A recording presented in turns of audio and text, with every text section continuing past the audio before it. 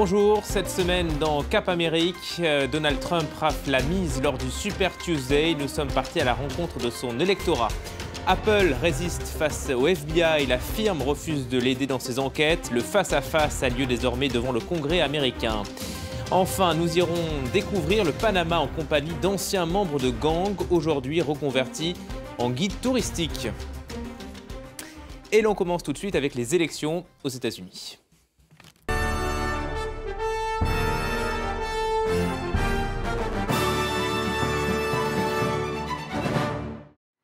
7 États de plus pour Donald Trump, idem pour Hillary Clinton. Les deux favoris confirment donc leur statut à l'issue du Super Tuesday. Les outsiders restent néanmoins dans la course.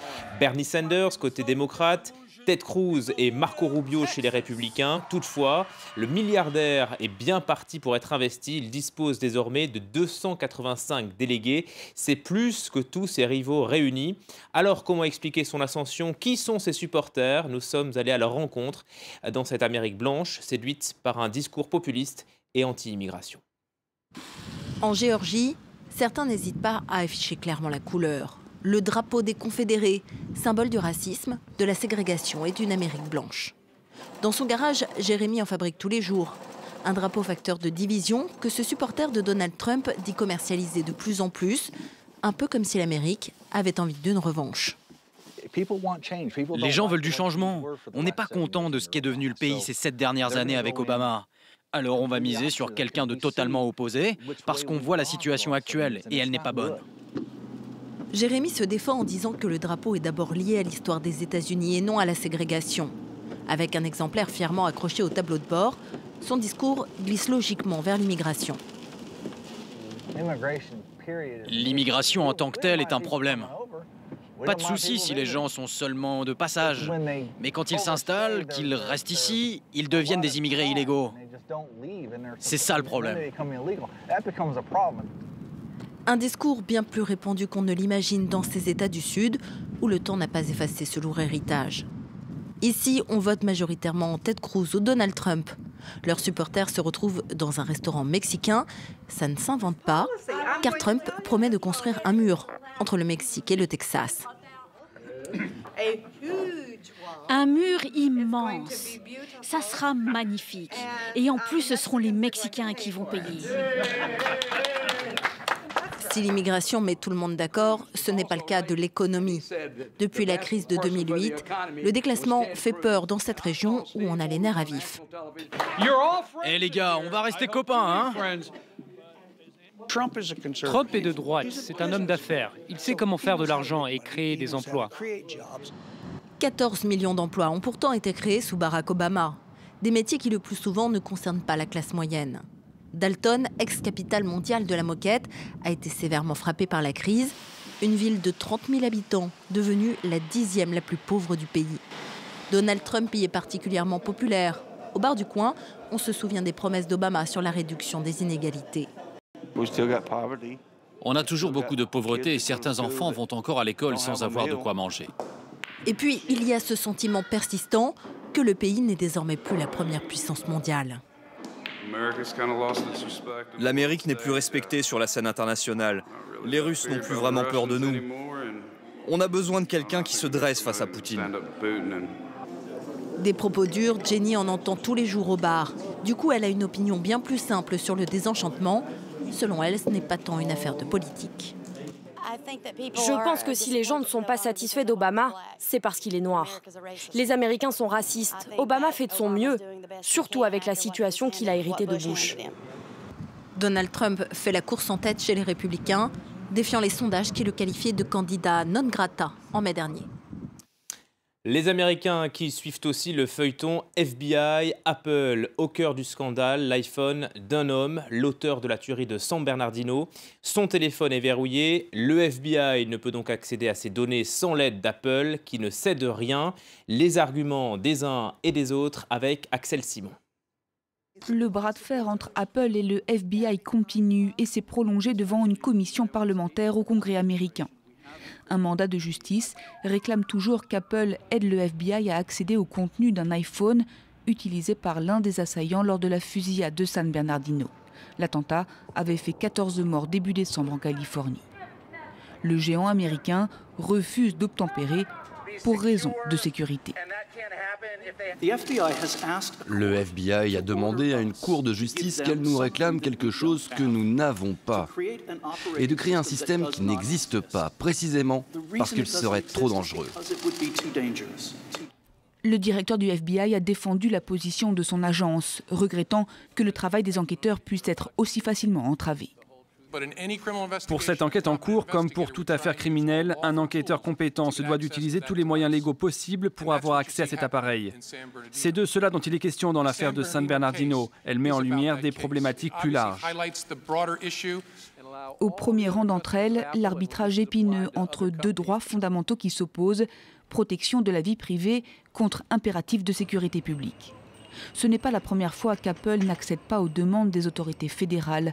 En octobre dernier, un cas similaire s'était présenté dans une affaire de drogue, aboutissant au même type de refus au nom de la protection des droits des utilisateurs de la technologie à la pomme. Ni le FBI ni Apple ne semblent prêts à céder et tous les deux ont profité de leur passage au Congrès pour réclamer une loi qui viendrait encadrer le décryptage des données. Ils passeront le reste de leur vie en prison. Au Guatemala, 2 anciens militaires ont été condamnés à 120 et 240 années de prison.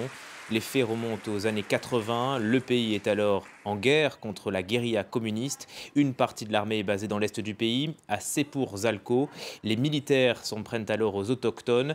Les hommes y sont tués, les femmes violées et réduites en esclavage. Certaines victimes ont assisté à ce procès. Elles ont applaudi à l'énoncé du verdict. En Bolivie, Evo Morales, rattrapé par son passé, cela fait grand bruit là-bas. Il y a 10 ans, le président avait eu une relation avec une jeune militante de son parti. Ils avaient eu un bébé ensemble, mort en bas âge. Il s'avère que l'enfant serait en fait vivant. Autre révélation, sa mère vient d'être arrêtée pour trafic d'influence et enrichissement personnel. Le mystère Ernesto Fidel raconté par Laure Manin. Qu'est devenu Ernesto Fidel ? C'est la question qui agite la Bolivie ces derniers jours.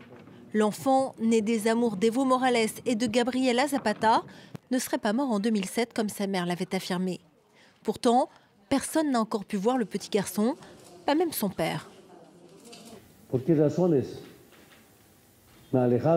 Pour quelles raisons l'ont-ils éloigné de moi? Quel intérêt s'il est vivant? Je veux demander aux membres de la famille, sa soi-disant tante, qu'on me l'amène, je veux le voir.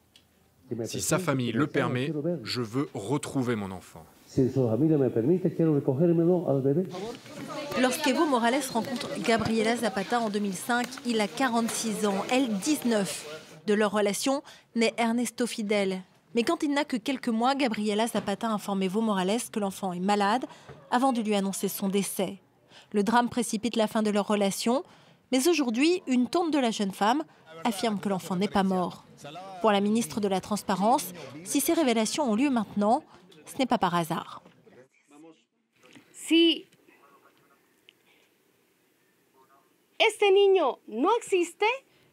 cet enfant n'existe pas, cela signifie qu'en ce moment, en ces circonstances précises, Mademoiselle Zapata ment au peuple bolivien. Dans tous les cas, elle espère détourner l'attention pour éviter une enquête sur les faits qui ont été rapportés au ministère public. La révélation de ce fils caché intervient en effet quelques semaines seulement après l'arrestation de Gabriela Zapata. La jeune femme est soupçonnée de trafic d'influence et d'enrichissement personnel par le biais de l'entreprise chinoise de BTP où elle travaille. Une entreprise qui a signé pour 560 millions de dollars de contrats avec l'État bolivien. Un peu de tourisme au Panama pour terminer, pays encore très méconnu et pour cause. Il y a quelques années encore, les gangs régnaient sur la capitale notamment. Aujourd'hui, certains ont décidé de changer de vie. D'anciens braqueurs, d'anciens trafiquants se sont convertis en guides touristiques et il ne manque pas d'anecdotes. Mounia Benaïssa. Ce jour-là, à Panama City, quelques touristes visitent le quartier historique de San Felipe. Rien de bien extraordinaire à première vue. Pourtant, il y a à peine 10 ans, déambuler dans les rues du Casco Antiguo était impossible. N'importe quelle personne qui vivait dans cet immeuble pouvait descendre et venir vous voler vos biens, que ce soit votre appareil photo, votre téléphone ou votre portefeuille. Et Alexis Montenegro sait de quoi il parle, car il est lui-même l'un de ces anciens criminels. Il y a quelques années, il faisait partie du gang de la Cité de Dieu et a commis de nombreux délits au cours de son adolescence. À l'époque, la vieille ville gangrénée par la violence et le trafic de drogue était tenue par les gangs. Devenu guide touristique, Alexis Montenegro raconte à ses clients son histoire du quartier. Un jour, un gang rival est venu, armé. Il voulait tirer sur notre chef, lui voler sa drogue et son argent.